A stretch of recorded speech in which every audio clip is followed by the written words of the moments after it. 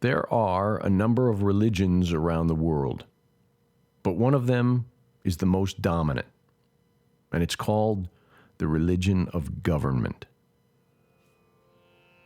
We are brought up with a number of core programmed beliefs installed by our parents, themselves products of those same beliefs. So we end up carrying around all that mental baggage, that religion of belief or that belief of religion. Either way, we hold on to that need of an external savior. What we end up with is a debilitating cyclical dystopia. Every 4 years we stand in line, registered and groomed to buy yet another belief, another change. Those 4 years go by and we study yet another candidate, another dream or hope, knowing full well that the house always wins. We go back to our lives and the status quo chugs along. That myopic, mirrored reality of this kaleidoscope continues its turn. And our own lives continue. They change for better or worse. And the combine continues its churn of our collective energy. And in our quiet moments, we do understand that our lives aren't really our own. We've been taught to live by the edicts of others, those we cannot see.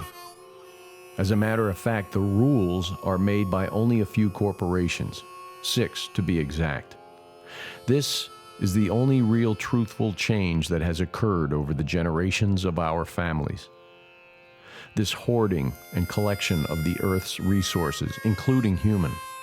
It's been a finely tuned international corporate takeover of the entire planet. A blob of fictional paperwork that can never be sated, only soothed by the combined efforts and energies of flesh and blood. And here we are again, falling victim to yet another programmed installation of the savior mentality. They're telling us just what we want and need to hear, the same as always. Finally, we've come to the end of our collective frustrations, and there are these candidates that we feel have our best interests at heart. This time we're going to get it right. We've been fooled for the last 150 years, but this year we've got it nailed down. This year will be our year, right? No matter who takes the White House, they'll know that the public's fed up. That we have had enough debt, war, death, failures to last 5 lifetimes, right? But in our heart of hearts, we all know we've been here before. We have all pumped $1 into the one-armed bandit at the casino and sat down to play poker, or purchase what we hope to be the winning lotto ticket, right? We have an intimate romance with history and what the world could be. We want to win. There is a genuine magic in what we have, what we create. That's the one thing money can't buy. Voting can't buy that, nor can any politician. We make our lives, good or bad. We create them, and we choose to surround ourselves with others who will add richness to that experience. But somehow there's always an interloper, an unwanted invader that seeps into our lives at an early age. It manifests in all types of ways, and we'd rather not have it around.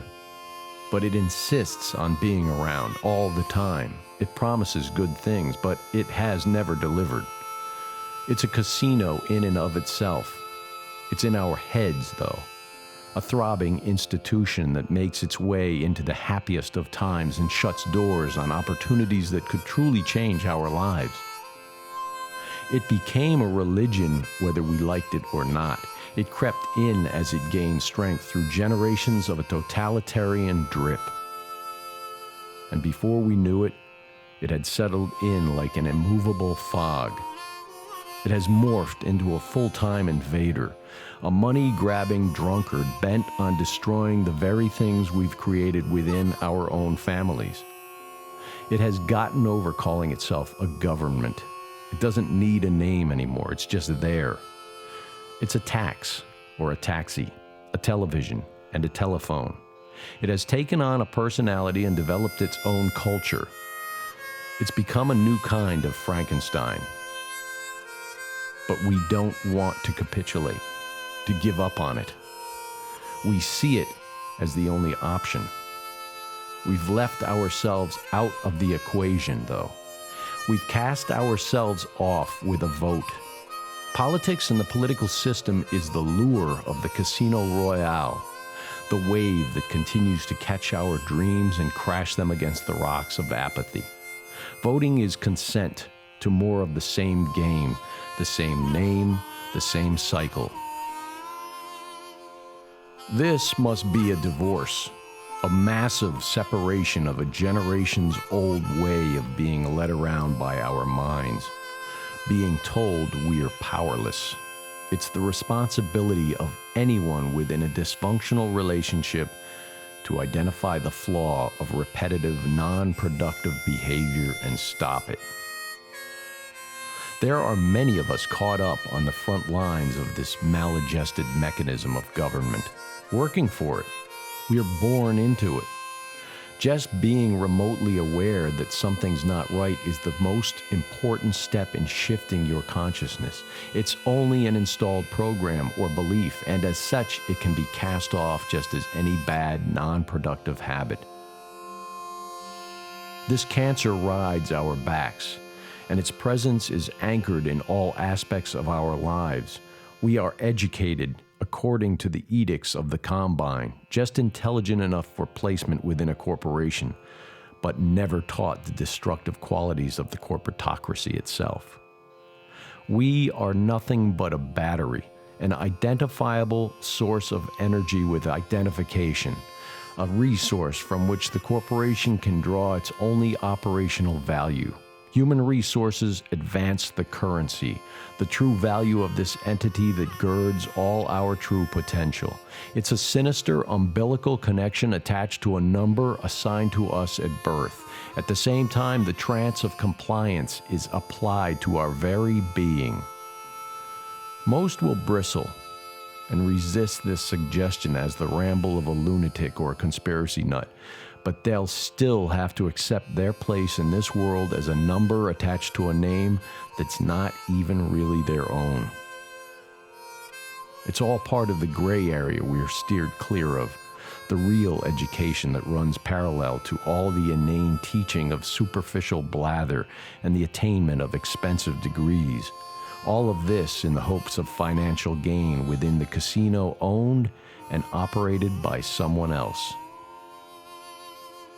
It has all morphed into digits on a computer screen, controlled by banking corporations, controlled by a tiny coterie of oligarchs that meet secretly multiple times of each year to further discuss their control. This symphony of the hours in which we live is a synthetic, false representation of our true nature. We've temporarily lost our memory, the idea that we are the true value, the actual currency in all that is. We are the true creators, born in the image of the Creator, the source from which we all have arrived here on the planet. We have simply been duped into believing a history that's been written by another group of humans that have taken it upon themselves to rule over us. Through the years, they've stolen technology from the creators of the same and used it to develop tools of restraint and a way for them to impose their will upon us. Their system of controlling money and its creation has been used as a yoke around generations of lives. The control of others and the domination of the earth and all its inhabitants is the true nature of these parasites. And their Achilles heel is, and always has been, secrecy. With knowledge comes power, the ability to create a world that is beneficial to all, where the value born within each human being can be realized to its true, unhindered potential.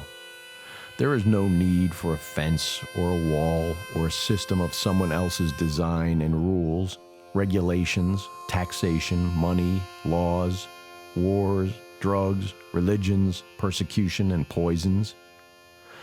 This change must come from the inside out. just as any panacea or disease emerges.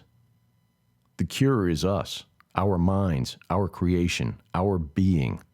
This renaissance will be the most influential, most complete, and comprehensive in human history. One that will be felt all the way down to our cellular structure, and it will come from you, us, we, the power of one.